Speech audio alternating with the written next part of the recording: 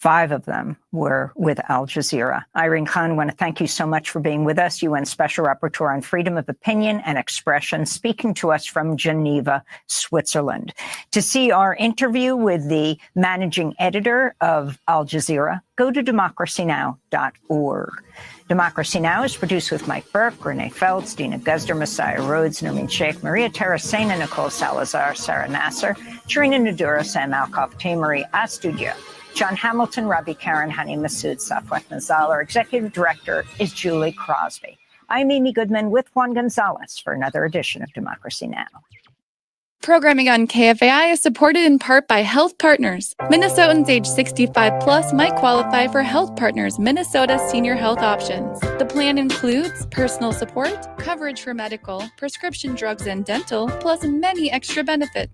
Eligibility information is available at healthpartners.com/oneplan. Health Partners is a health plan that contracts with both Medicare and the Minnesota Medical Assistance Medicaid program to provide benefits of both programs to enrollees. Enrollment in Health Partners depends on contract renewal. More information at healthpartners.com/oneplan.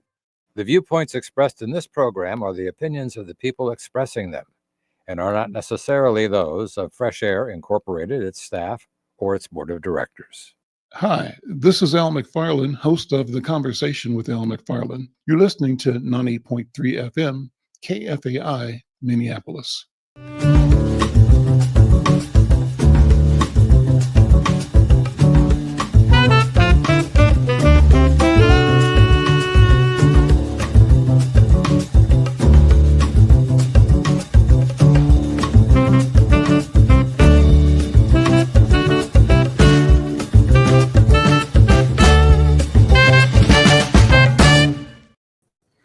Good afternoon. I'm Al McFarlane. Welcome to The Conversation with Al McFarlane. I'm glad to be here and glad to have you along as well.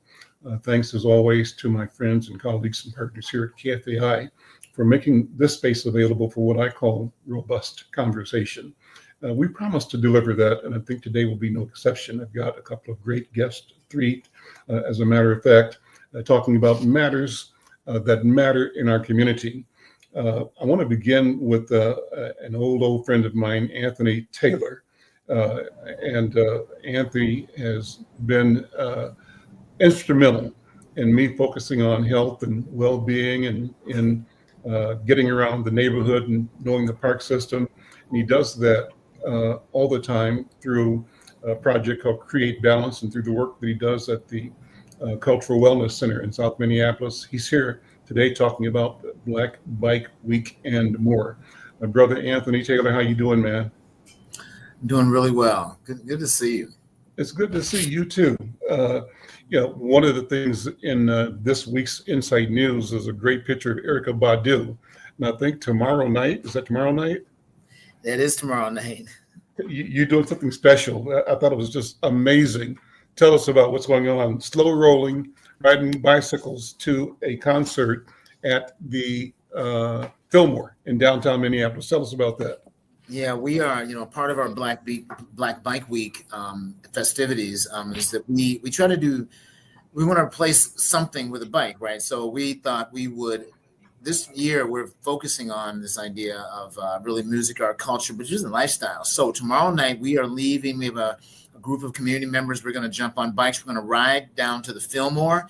We've got a dedicated bike parking location for us. We're going to be able to park up close. We're getting early access, kind of VIP access to the event. We will enjoy the concert, and then we're going to bike home, and really just make it fun. And throughout the week we're doing similar. How that works? I mean, the concert's going to be over at like 10:30 at 11 o'clock or so. How do you get 20, 30, 40 people in a group riding bicycles? Do they ride all the way straight back to the origin point, or do they go wherever they live? How's it work? Yeah, we're biking right back to the origin point, and we're going together. So one of the things that we've done these night rides in general, but again, we have lights on all the bikes. We have a group of people that are leading the ride with us, that are controlling intersections, that are kind of making it safe. And there's tremendous safety in numbers. And I just want you to know that you are treated like a parade when you have 50 Black people on bikes riding through downtown Minneapolis. And so it really winds up being a pretty glorious experience for people to be treated that way. Okay, well, it sounds like fun to me. I mean, it's amazing, and again, I think the people that who are into biking have done these all-night rides. I have not been on one, but some people have ridden all night long, right? And there's a whole different community feeling, being out, exercising, having an organized plan.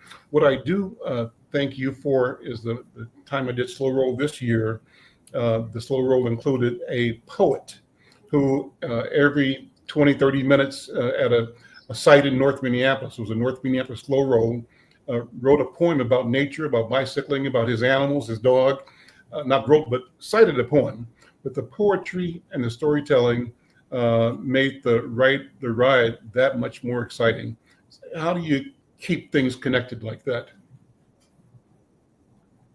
Yeah, I think the thing that we really are trying to do is I believe that people want to bike. They want to move, right? So what we're trying to do is create experiences that make some new emotional connections to biking. I think that many people have had a bad experience with it, right? Or they see it as sport. So what we're trying to do is take it out of that sport realm and put it in a much more the realm of a bike allows you to experience a neighborhood very differently. And I think North Minneapolis is a classic example of a community that people think they know. But when you and I on a bike start at Theodore Wirth Park, we make it up to Houston's, and we come back around, and what we wind up doing is at every location, we pick some part. No one really thinks about the amazing tree-lined canopy of North Minneapolis, right? Yeah.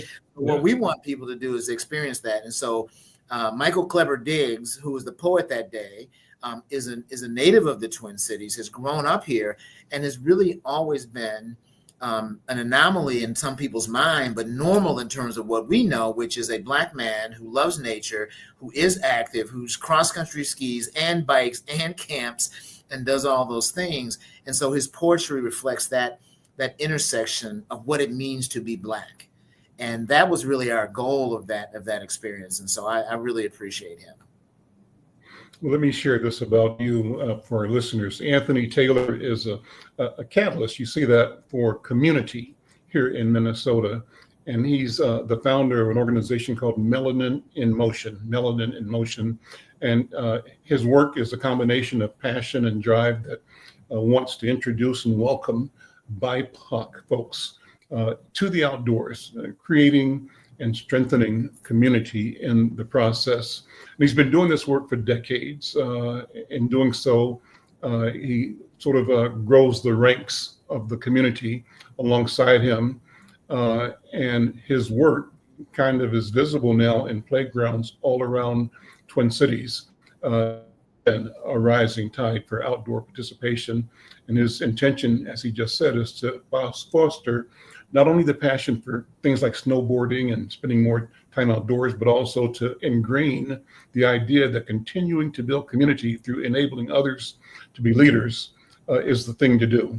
So this is kind of the foundation for his effort. Again, creating a continuing tide of growth through agency and enjoyment. Melanin in Motion provides a variety of activities for individuals and families to get outside, especially in the winter. For more information, reach out to Anthony at www.melanininmotion.org. Anthony, what else do you want to say? What else you got to tell us about today?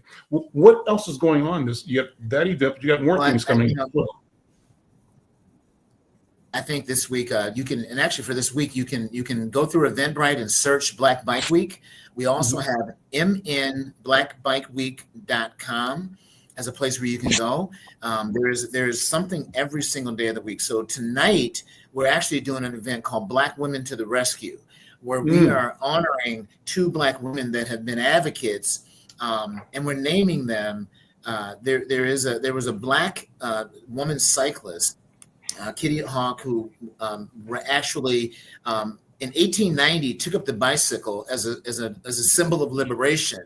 And she started to create a clothing line that allowed women to bike comfortably. And this is 1890 in Boston. We've named it after her, and we're honoring these women tonight. We're going to do a women-led bike ride. Our great friend Felicia Perry is going to be leading a ride. We'll be honoring the community of women, and we'll be having dinner together. And that's tonight at Venture Bikes Midtown on the Midtown Greenway. Tomorrow night, we're biking to Badu, as you and I have talked about. Thursday night, we're doing an event called Slow Roll, and this is Slow Roll, the Liberation Ride. And what we're going to do, as we've said, we're going to look at Minneapolis, 1965 to 2025, the Black Liberation Movement. And we're going to visit everybody. I mean, unfortunately, everybody thinks that history is what happened last year. Ancient history is what happened 2 years ago, and anything before that is prehistoric. So they don't know that your legacy of adults started this movement a long time ago. So we're going to be doing a ride that we're meeting Gary Hines from Sounds of Blackness, and most people don't know he was in a band called the Sabanthanites. That was the stimulus for much of what happened around the uprisings in 1967-68, around an event that happened there. We're going to be meeting with him. We're going to be meeting with Spike Moss in another location that we're going to get to by bike. Elder Moss is going to talk to us about his, in 1964, 65, 66, his movement against police, right? Before the defund police movement, there was something happening here in the community already. He's going to talk about that movement, the creation of the way, and the work that he's continued to do over the last 60 years. And we're also going to be meeting with Elder John Wright at the University of Minnesota and having him talk about the Moral Hall occupation. And again, that created the African American History program at the University of Minnesota. And we're just trying to use geography and a bike ride to highlight this long legacy of liberation that's been happening here in the Twin Cities. And so that's the theme of Slow Roll. Friday night, we're doing what we're calling a dandyism ride. And so we're celebrating the dandyism movement, where fashion and expression, starting in the Harlem Renaissance to today, is really an expression of liberation. So we're going to be doing a bike ride in our most beautiful clothing. We're going to be having dinner. We're riding to dinner. We're going to be served and taken care of. Dressed up on bicycles, suits and ties, and giant shoes, blazers and crocodile shoes, and and really, again, as an expression of liberation. Black mobility is what everyone has tried to control, whether it was physical mobility, economic mobility, intellectual mobility. So that is what we're saying. The bike is a symbol of liberation and mobility, and we're going to do it in a way that aligns with our culture. Our last event tomorrow evening is our Glow Roll. That is a nighttime ride that is also happening from Venture Bikes. And Sunday, we're doing a build your own century. So people want to do these bigger rides. So you can come join us, and we're going to support you with loops where you can do 100 minutes of riding. You can do 100 Li, which is a Chinese unit of measure, which adds up to 32 miles. You can do 100 kilometers, which is 62 miles, or you can ride 100 miles. So it's build your own, but the most thing, you got to give 100%. So the whole thing is personal best. It doesn't matter how far you go. We will be there in community supporting each other, and we're going to end with a community meal at 4 p.m. as well.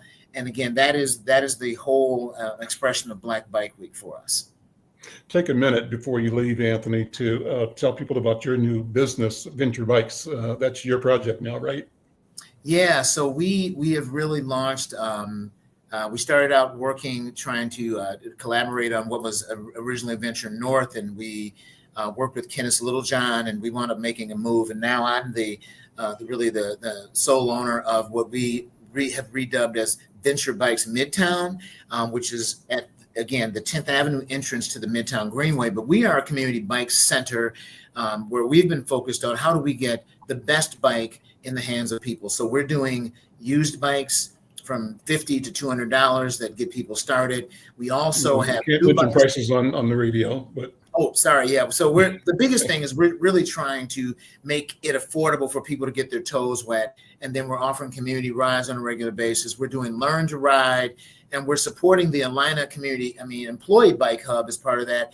And we just recently opened a location at the University of Minnesota as well as a community bike center. And so we really see, again, this ability to work in community, enhance mobility, and use the bike as a vehicle for economic liberation, physical health, and community well-being.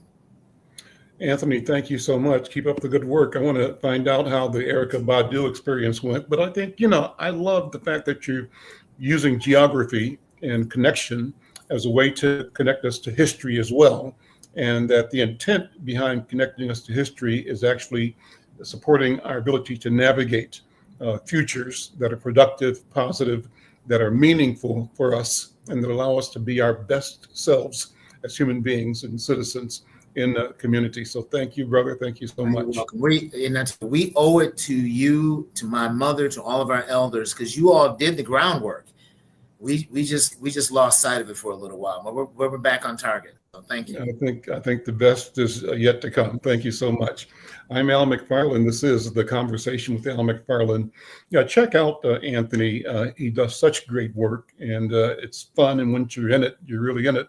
I tell the story all the time that like anybody else, I'm a great procrastinator, meaning I can intend and want and desire, but I let things go. And my daughter Batala said, her friend Anthony is into bicycling. You should ride. I said, yeah, sure. And he called me to say, I'm gonna get you riding. I said, yeah, okay, a bunch of times. And then one day he shows up at my house with a bike, and the rest is history. So that's the kind of a person he is. He really means it, and he delivers. And he delivers both the confidence, the education, and the opportunity. So I thank him, and you'll learn that he's that way all the time with everybody, teaching, building community, and he comes out of a family that has that as a mission as well. So check him out, and stay connected to the community. My next guest is Dr. Francis Tabla, and I'm excited about this conversation because of a number of things. One, let me give you the background. Dr. Tabla, thank you for being here.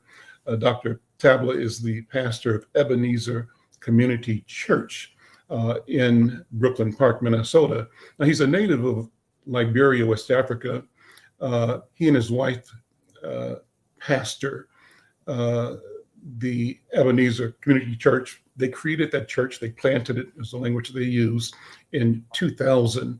And from when they launched it, it's grown from 8 members to over 700 members. What a story.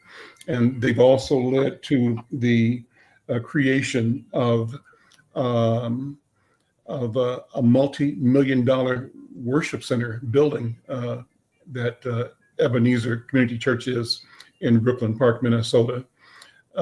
Dr. Tabla has a doctor's degree in ministry from Luther Seminary in St. Paul, a master's degree in divinity from the Samuel DeWitt Proctor School of Theology at Virginia Union University, and his bachelor's degree in theology from Liberia Baptist Theological Seminary.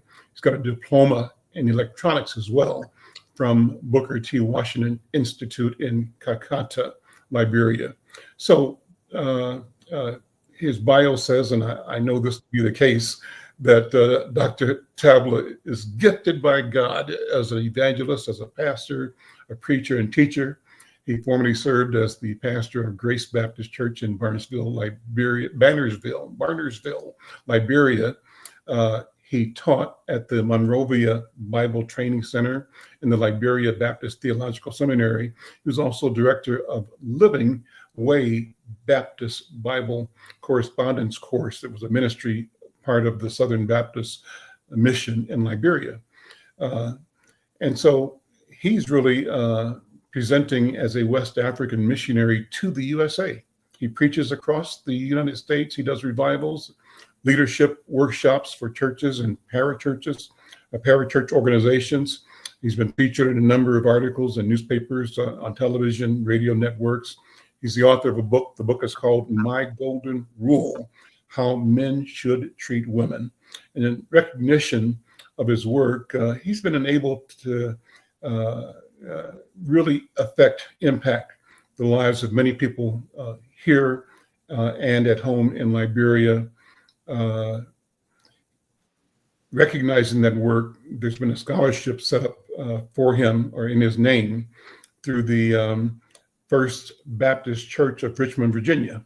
It's called the Francis O.S. Tabla Scholarship Fund at the Samuel DeWitt Proctor School of Theology at Virginia Union University.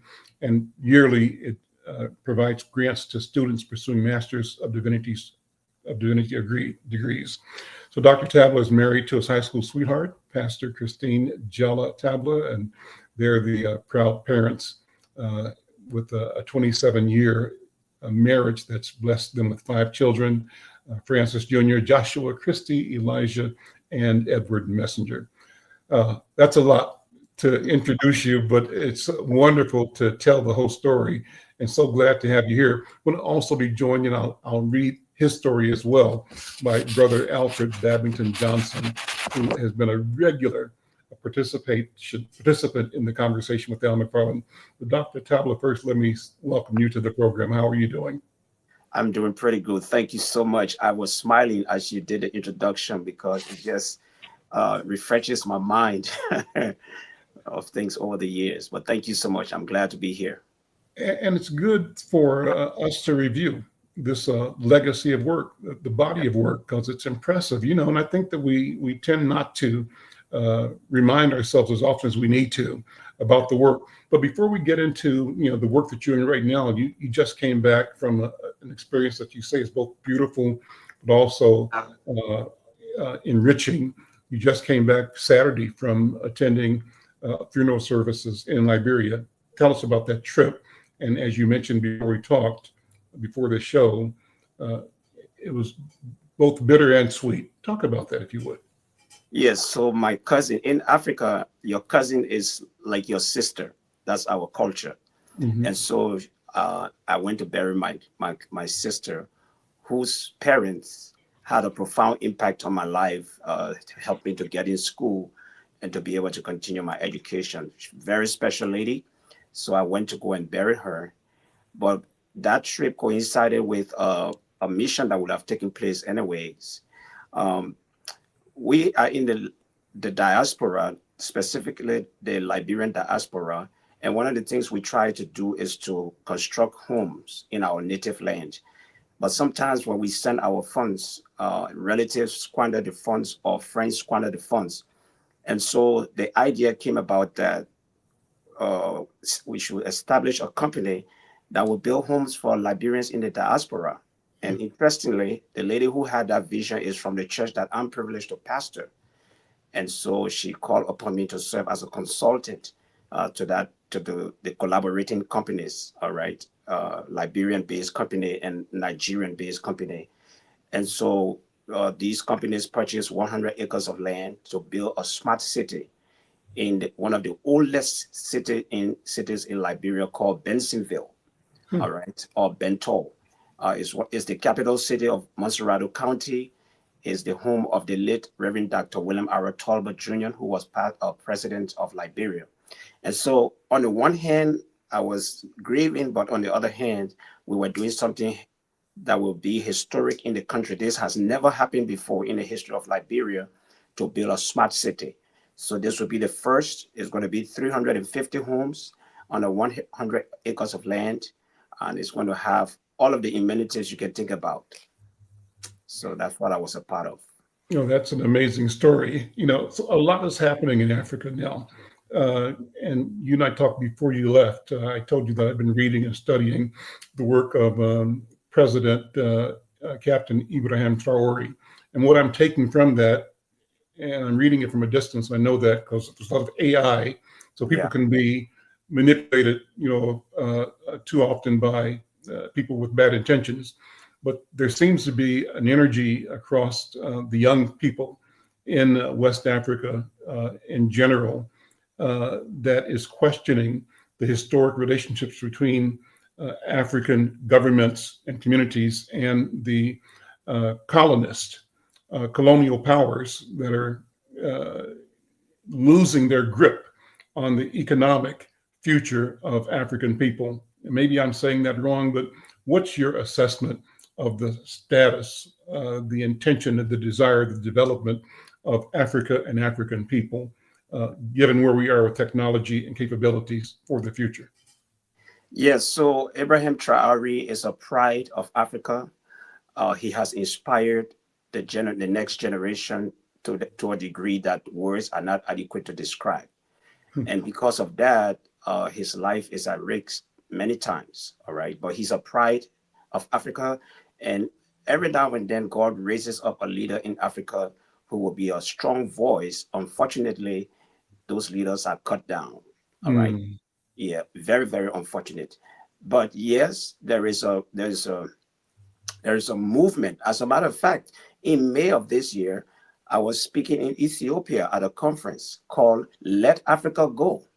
All right. And basically, we are trying to mobilize ourselves to not subscribe any longer to the tenets of neo-colonialism, and so forth.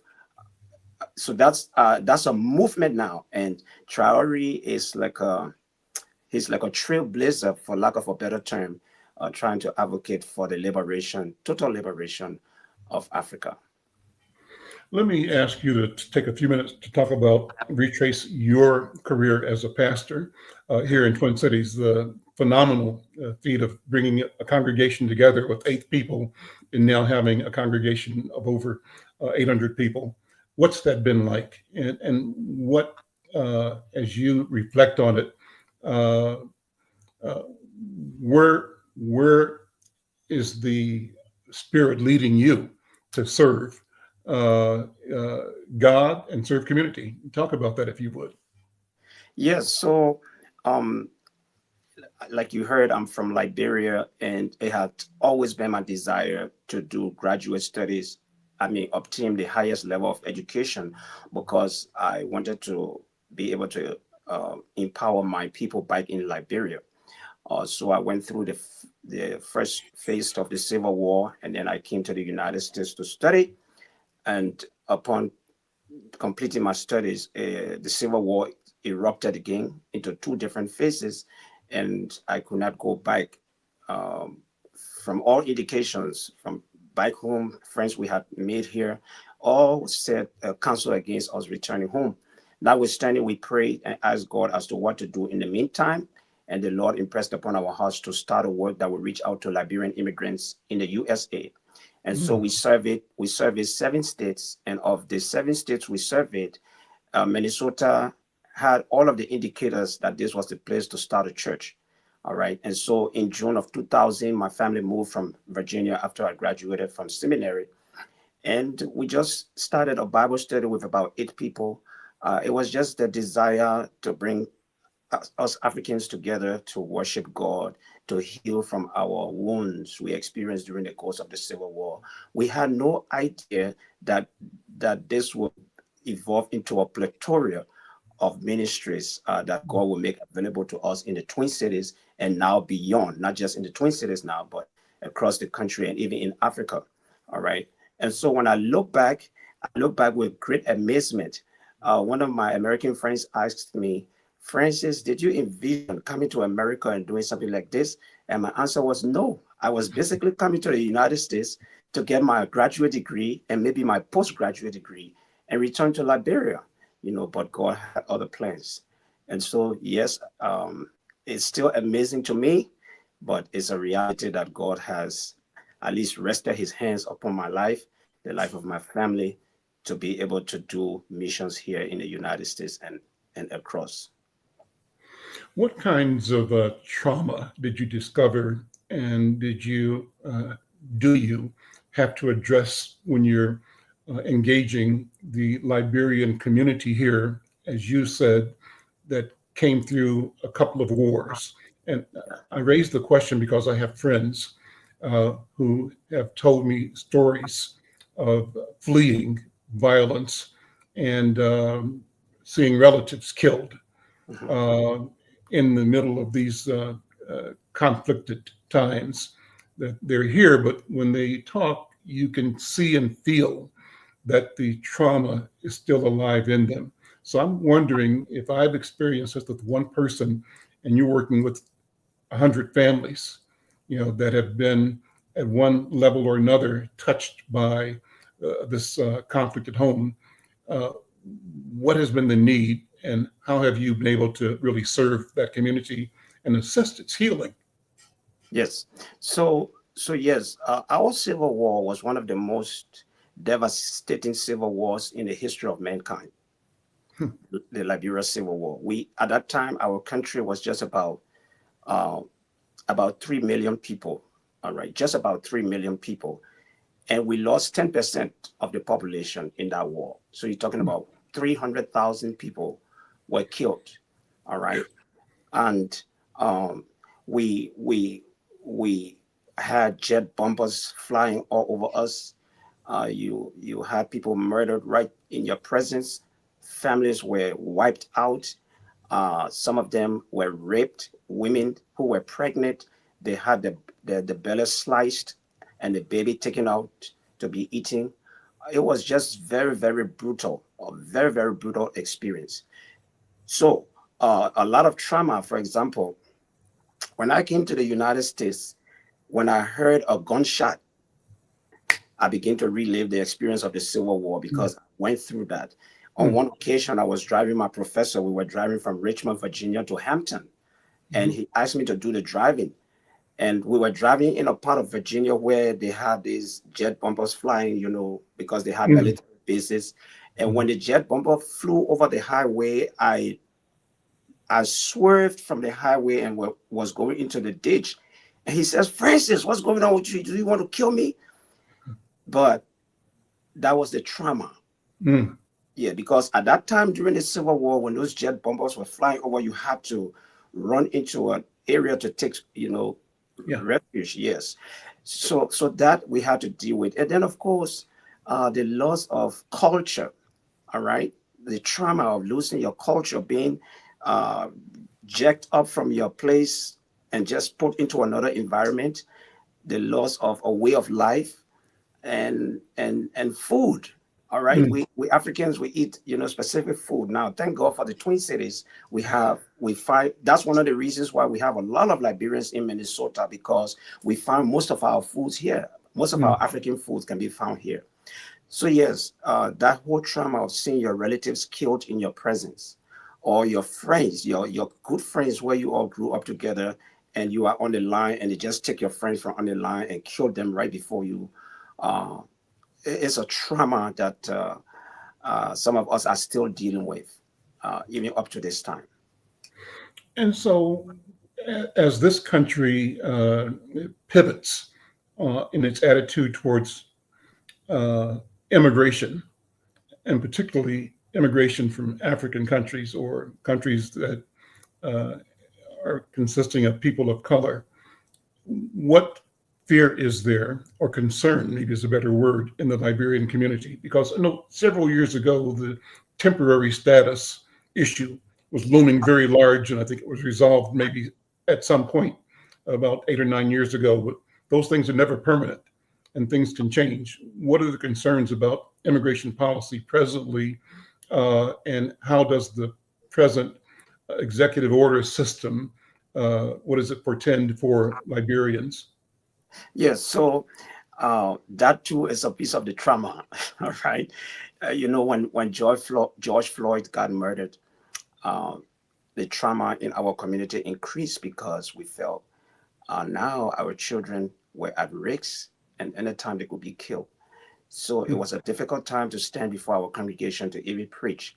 We had to bring in people who are specialized in counseling, and so forth, people who knew how to relate to the police to educate our congregations. So now, right now, with this immigration order that has been announced, some of our members are afraid to come to church. Yes, and this is true all across the country that have immigrants. Some of them are afraid to go to church because they are of the opinion that they might be apprehended by ICE. That trauma is there as to families being separated. Some people are taking precautionary measures. So, for example, if they have some money, they're going to give some instructions to maybe close friends. If I'm taking out of the country by force, here is what I want you to do. Some are making arrangement with some friends that if for any reason I'm taken out of the country forcefully, you would take care of my children that were born here who are citizens. I mean, can you imagine that? This is not anything that we are used to. We come from Africa. We are, citizens of our country. We have dignity and so forth. And then you come here and then you have to deal with that issue of immigration. It's traumatic. As a pastor, I'm telling you, I have sat down before families and lamented with them because of the immigration issue. And so that's one of the reasons why we do everything we can to advocate for immigration reforms. You've heard of us going to the state capitol, to call upon the powers that be to, make some adjustments. And a good number of these Liberians, and I believe some of the other Africans, we didn't come here illegally. We actually came here legally. All right. Yes, it's just that maybe the status expired or we were not given the privilege to readjust our status and so forth. But we are not illegal immigrants. We came here legally. Yeah, so it's a serious issue. Let me bring in another voice. That's my friend, Alfred Babington-Johnson. Brother Alfred, how you doing? Good to see you, man. I'm doing nicely. Good to see you, Al. Good to see you, Dr. Tabla. Yes, sir. Jump in the conversation, because this question of what our role is, how do we organize and mobilize community for the benefit of our families and community and for the benefit of dignity and of freedom. What thoughts are on your mind when you look at where we are today, the pressure that seems to be mounting? Well, I heard, by the way, before I go to, I think you should call Anthony Taylor again and ask him if he's going to actually be riding a bicycle with crocodile shoes on. He should take a picture of it and distribute it. Please. But good point. Dr. Tabla had mentioned earlier, as you discussed, Dr. Toure, is that the right pronunciation? Traore. Say it again. Traore. Yeah. A new and a powerful voice, and talked about let Africa go. And I think I would want a second section to that book, or another publication that would say, bring Africa together. And by that, I would mean, Dr. Tabla mentioned the diaspora. We are members of the diaspora. And I think, regrettably, because we don't operate with the kind of unity and common articulated purpose, many bad outcomes happen to all of our communities. And we would be better served if we understood that we are together. You ought to ask Dr. Tabla to say a little bit about the creation of Liberia, because I think a lot of Americans are unaware, including the president, unaware of how Liberia even came to be. And how this is an open conversation. Dr. Tabla, go ahead and jump in. Let's have this conversation. Yes, so Liberia was created by an act of Congress to repatriate free slaves, to Africa, and that's how Liberia came into being. And so in 1822, the first group went back to Africa, and somewhere around 1847, we gained our independence. We were never colonized, by the way. We were never colonized like other African countries, but we got our independence in 1847, and our first president was Joseph Jenkins Roberts from Petersburg, Virginia, Pocahontas Island. All right. So he became our first president, and our first 9 presidents were all African-American descendants who returned to Liberia. All right. But again, some of the other chronicles that we have read said that the United States wanted to get rid of, the blacks who were here. And so they began to find places to send them. And then that's how Liberia came into being. But whatever the case is, that's the history. And, Al, you are not just an advocate in respect to the narrative, but you are, in many respects, a griot for our community, in that you tell the stories, that you pull out the histories, and you allow that history to be understood. And regrettably, many African Americans are really unaware of the real connectedness that we have, particularly to West Africa and Liberia above all, because there we share this experience of slavery even. Mm-hmm. And so I think we know throughout history that those who control the narrative are constantly portraying the narrative in such a way that it continues to perpetuate their ability to maintain power by separating those underneath.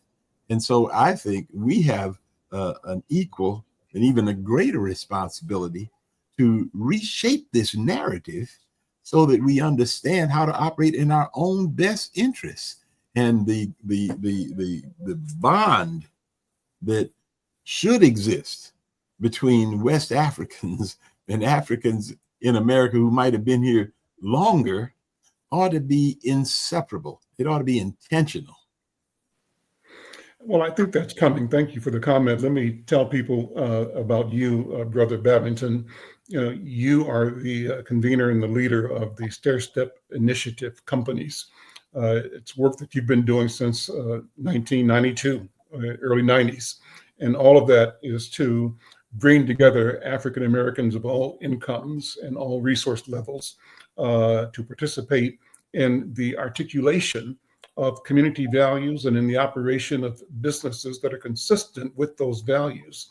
And so what you've been doing in that arena over the past 3 decades almost now is working on raising money and planning and operating and developing projects through Stair Step and through the Stair Step Foundation and more. You also convene pastors, church leaders through His Works United. Let me ask you both to talk about the role of our churches, of the church, in the economic and social, cultural development of our people, and speak to that with an eye towards how, if and as we succeed, we would only affect our community, but affect the entire world, in my view. Babington, you and then Dr. Tabla. Yeah, so it has been, I think, a burden and a gift of God into my life to understand that I think the real panacea to our getting to a better place is to recognize the issue of community and to become advocates and adherents and participants in the building of community. We have a unique focus on Africans in America in this notion of community because disaffected segments of the population are those who are most greatly impacted by the lack of community. And so to that end, a primary strategy for us is, if you're really going to talk about building community, you have to understand we have to move in a society that's increasingly secular. So people don't necessarily have a value base that is historic. We have a situation that is increasingly transactional, and it's about individuals and families. And so therefore we have solutions that come forward that end up having some individuals and some families who get better, but the maladies don't go away. So what we need are transformational strategies. To that end, what we've identified as Stair Step is we really need to find out the organic institutions within the community, have them, prompt them to embrace the issues that are challenging, empower them such that they can actually impact those issues, and then seek transformation. So to that end, we did begin in 1995 to call African American churches together, because for the African American community, it is the church that was all we had. When we weren't allowed to have anything, the church was there. And from the church came our educational institutions, came from burial societies, came insurance companies, came political activism. The civil rights movement was prompted, led by the church. So in 1995, we began to call African American churches together throughout the state of Minnesota in what we call His Works United. And in that coming together, to seek to have them collaborate, but also take on issues. I'm so grateful for the Reverend Dr. Francis Tabla, who has been a key partner to us in this journey. Since we began working together, particularly with Ebenezer and Dr. Tabla, and I think maybe 2020, at such time that the COVID had landed on our community with devastating impacts. And so we sought to have, through the churches, an ability to both trace the COVID and then provide testing for COVID and ultimately to provide vaccinations. Dr. Tabla and Ebenezer did a mighty work. We had several vaccination clinics there and actually vaccinated over 523 people through Ebenezer during that season, you know. And if I might just go further in terms of some of the things we've done together for 3 years, you know, it's so unfortunate that our community often sits on the sidelines when large determinations are made about things that will impact our lives to no end, including transportation issues. So right now, MnDOT is working on a project in terms of what's going to happen with Highway 252 and I-94. You know, with MnDOT, these planning processes go on for maybe a decade or more before they actually turn shovels. And so we were grateful to be brought to the table with MnDOT to talk about how can we better inform our community so our community can be at the table, indicating issues of concern and outcomes that would be preferred and economic developments that should be. And so in that regard, we have a series of churches that operate in North Minneapolis, Brooklyn Center, Brooklyn Park, that are part of a council that works together with MnDOT to make sure our community understands issues and brings issues forward. Ebenezer, Dr. Tabla, and his church have been partners with us in that period of time. We've had sessions at Ebenezer and outreach from Ebenezer to help people understand that. Let me just mention quickly a third partnership, because our partnership is broader. Our partnership is that of family. But we have an additional partnership that Ebenezer's worked with us on that operates through DEED. And that's what we call Project Dream, where we have people in our community that are operating with a lower sense of aspiration, don't believe they can do anything but sell dope or flip burgers at McDonald's. We say, no, there's more to that. There's more that you're capable of, even with your current set of skills.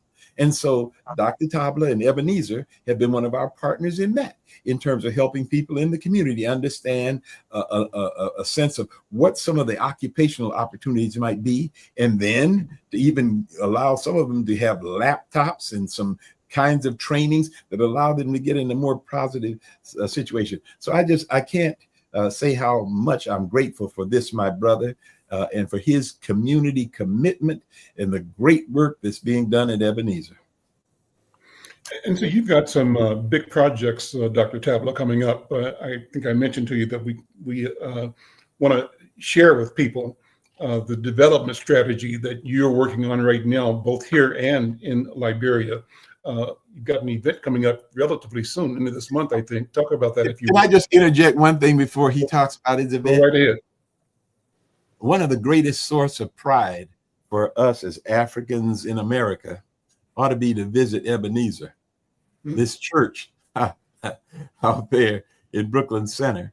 That is, first he did his first phase of it, $5 or $5.5 million worth of building from the ground up, and then a second phase with an additional $5 million. So this extraordinary structure and community facility that he has built and his congregation built and operate out there is a wonder and a benefit and asset to our entire community. Yes, so thank you so much, Babington. And I wanted to, make a comment on some of the things that Reverend Babington said. One of the greatest needs of an immigrant is friendship. Yes, and what Reverend Babington has done is to help get us assimilated into the broader community, not just the African community, but the African American community. Through those programs that we have done together, it has helped us to become more assimilated, all right, into the community. And as a part of our empowerment, in addition to all that he said, we make sure we stress education, make sure that our young people are going to school, let them know that they are capable of going to school and attaining the highest levels of education. Last month, we had our graduation celebration at our church, where we had 37 graduates. Wow. All right. 18 from high school, 11 from college, of 7 from graduate school. All right. Then we also do professional development. We got something called the Professional Development Network. All right. And we have professional people in our church who help, people to become professionally developed, writing resumes, putting their curriculum vitae together and so forth. And of course, we have made use of some of the programs that Reverend Babington talked about. So yes, Ebenezer Community Church, we are celebrating our 25th anniversary this year, our Silver Jubilee. We're going to turn 25 in September. And as a part of our celebration, we are right now in a massive capital campaign to pay off a balance of $4 million on our debt. Our total project cost us a little over $10 million US. We have paid $6 million of that, and we are in the capital campaign to raise funds to get the debt off, because we have great ministry opportunities to us here in America and in other parts of Africa. Now we have ministries in other parts of Africa. Also, a part of that fundraising event is to have a dinner. We have a dinner scheduled for August 30th, and we have 2 of our leaders from the state capital speaking to us, Representative Hulda Hisley, Mamayi Hisley, and Representative Cedric Fraser.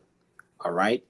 These are 2 very nice people, and they're going to be leading in that fundraiser on Saturday, August 30th at Ebenezer Community Church. And if people want to find out more about the fundraiser, how do they find out? Is there a website or phone number? EbenezerCommunityChurch.org. Awesome. Yes, you can find And it. so tell me, how did it happen? I mean, how did you, number one, get the idea to build the structure that you built? Where did that come from? And how did you get the courage to look at the massive undertaking, but to not be deterred by it? We ought to have every tour that operates in our community should make sure Ebenezer's is a stop along the way. Well, maybe Anthony should do a bike tour up to Ebenezer, right? Just to see this facility. Yeah. Yes. So basically, as we were from the very inception of our church, we began to put money down to acquire property, because my professor in seminary was Dr. Boykin Sanders. He's an African-American scholar.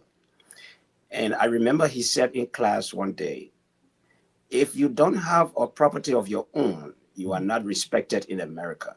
And for some reason, I took that to heart. I mean, we had all these students in the class, but as an immigrant in the class, it just sounded so profound to me. And so as soon as we came and got the church started, we started to put money down to buy a property.